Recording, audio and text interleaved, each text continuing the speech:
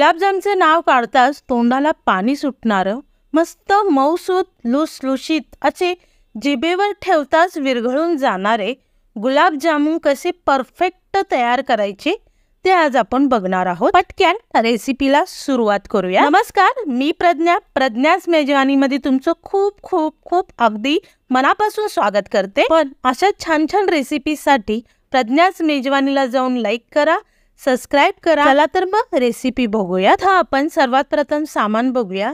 मी इथं पॅकेट घेतलेलं आहे गुलाबजामचं 500 ग्राम। त्याच्यामध्ये एक वाटी मी साखर घेतलेली आहे, एक छोटासा कप दूध घेतलेले आहे आणि चवीनुसार वेलची घेणार आहे। सर्वात प्रथम आपण एका प्लेट मध्ये पॅकेज ओपन करून घेऊया आणि एक कप दूध घेतला होता ते जसं लागल तसं थोडं दूध टाकून आपल्याला एक घट्टसर गोळा तयार करून घेऊया। छानसा मऊसूत गोळा तयार झाल्याच्या नंतर ना त्याच्यावर असं झाकण ठेवून याला आपण रेस्ट करण्यासाठी ठेवून देऊया एक 15 मिनिटं। पीठ आपल्या रेस्ट करण्यासाठी ठेवलेलं आहे, तोपर्यंत आपण पाक तयार करूया।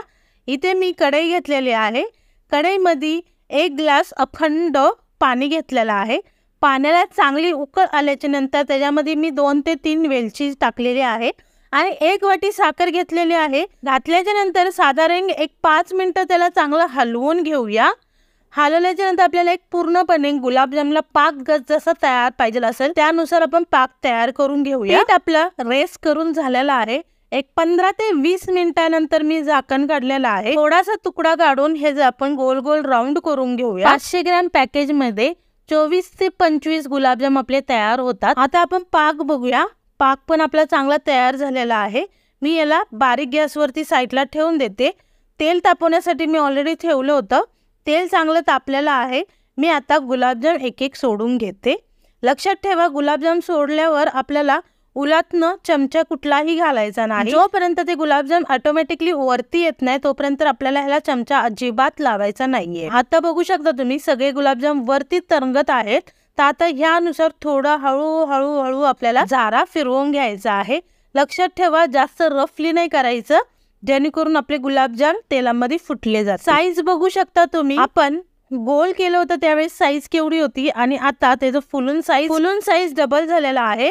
ह्याला अशाच प्रकारे एक 5 मिनिटं चांगला लाल कलर येऊपर्यंत आपल्याला चांगला भाजून घ्यायचे आहे। ह्या प्रकारे आपले गुलाबजाम तयार झालेले आहेत। आता आपण याला काढू। थोडासा पाक आपला थंड झाला की आपल्या त्याच्यामध्ये टाकून घेऊया। गुलाबजाम टाकल्याच्या नंतर साधारण 5 ते 10 मिनिटं आपल्याला ताट झाकून पूर्णपणे रेस्ट करण्यासाठी ठेवून देऊया। गॅस बंद आहे, गॅस चालू ठेवायचा नाही। आपली रेसिपी तयार झालेली आहे। मी गुलाबजाम तुम्हाला वाटीमध्ये काढून दाखवते।